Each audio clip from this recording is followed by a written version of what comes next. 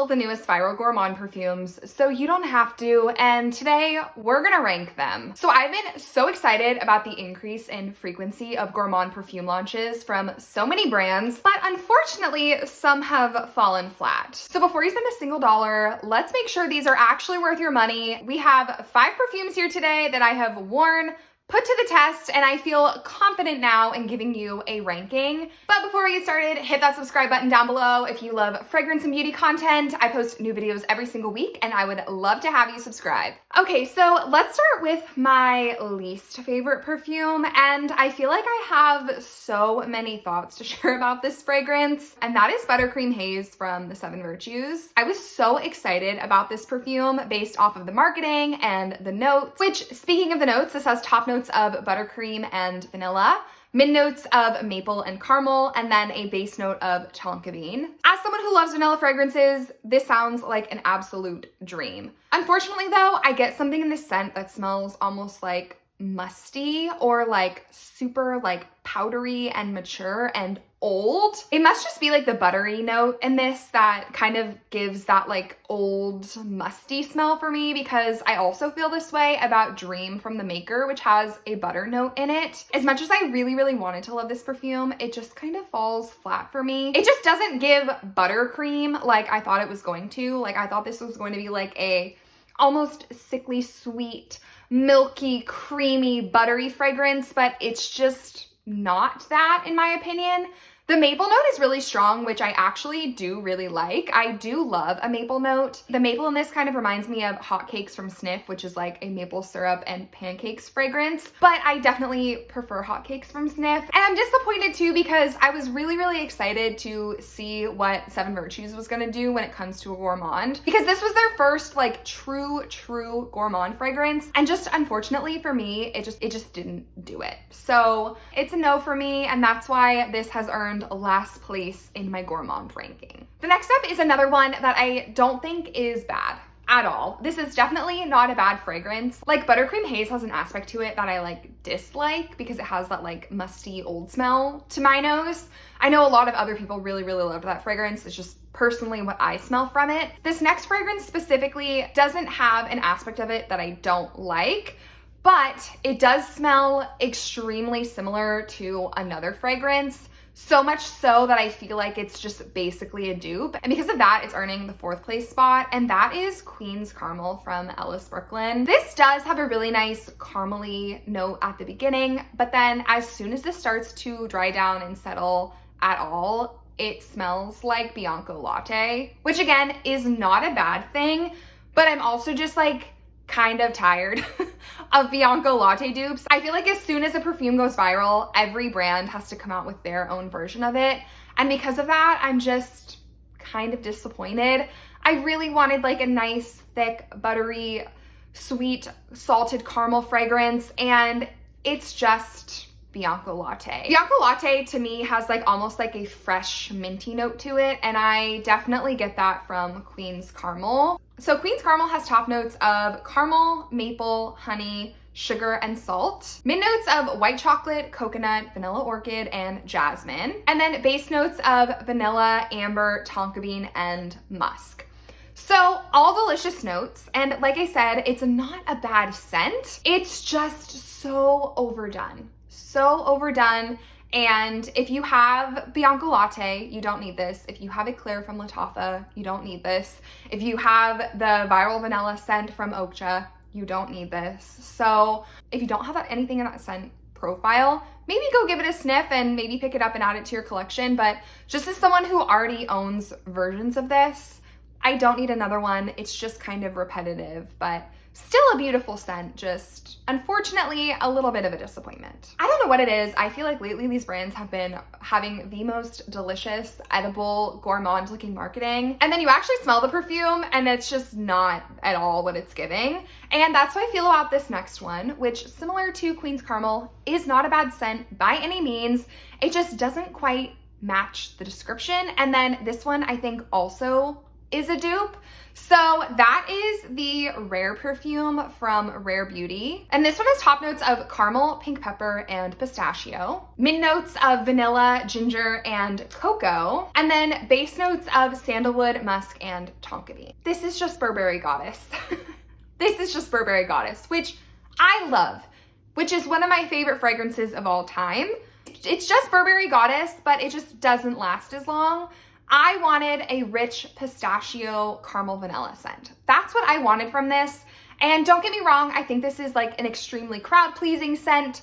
It does dry down to have more of that like vanilla caramel aspect to it, but it's just Burberry Goddess. So if you already own Burberry Goddess, you do not need this. By any means, you do not need this. And it just didn't smell how I thought it was gonna smell. And maybe that's on me for having too high of expectations, but I don't know. I really want original scents. I really want something new. I really want something exciting, especially if I'm gonna be buying perfumes at a higher price point.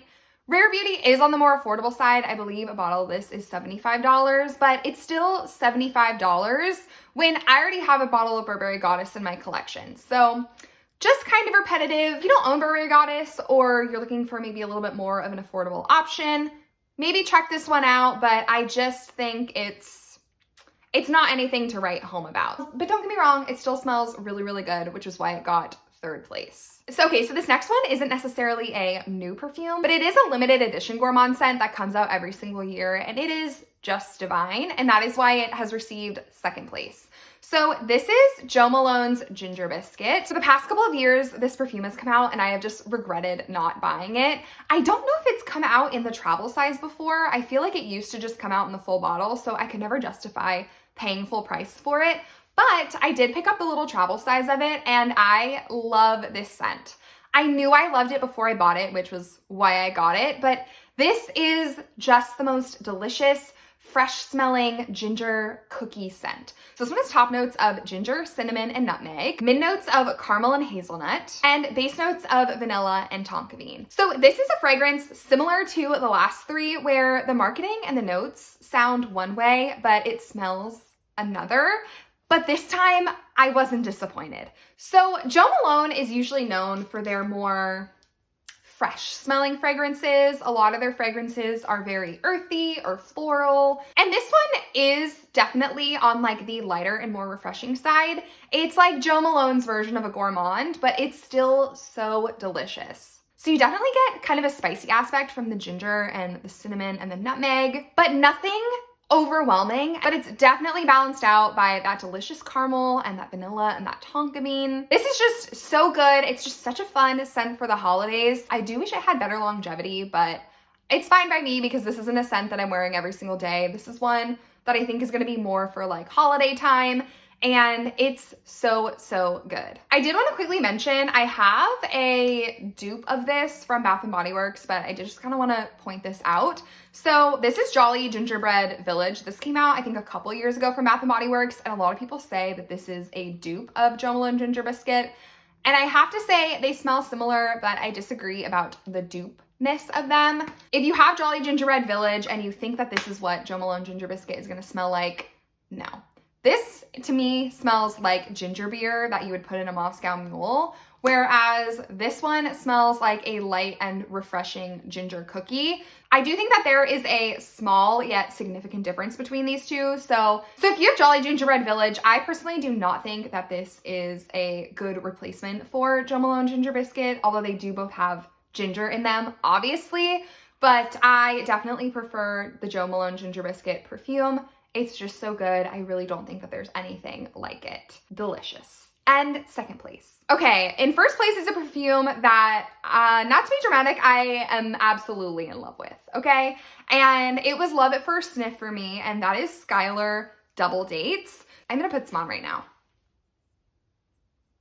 I should have just bought the big bottle of this, but you know, with Skylar, you never know. You never know. But this is the first launch that Skylar has done with their new founder, the refounder, I think they're calling her, Leah Kateb. And this is like a delicious, sticky date fragrance with some brown sugar and toffee.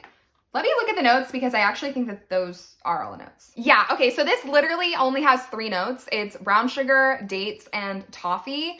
At the beginning of this, you definitely get like a photorealistic date note, and it smells so good. You almost get kind of a, I don't know how to describe this without, you almost get like a waxy note to it, which sounds gross, but it's not, but kind of just how the outside of the date kind of has that like kind of waxy feeling to it. And then as this dries down, it smells like the top of a creme brulee, like that burnt sugar scent.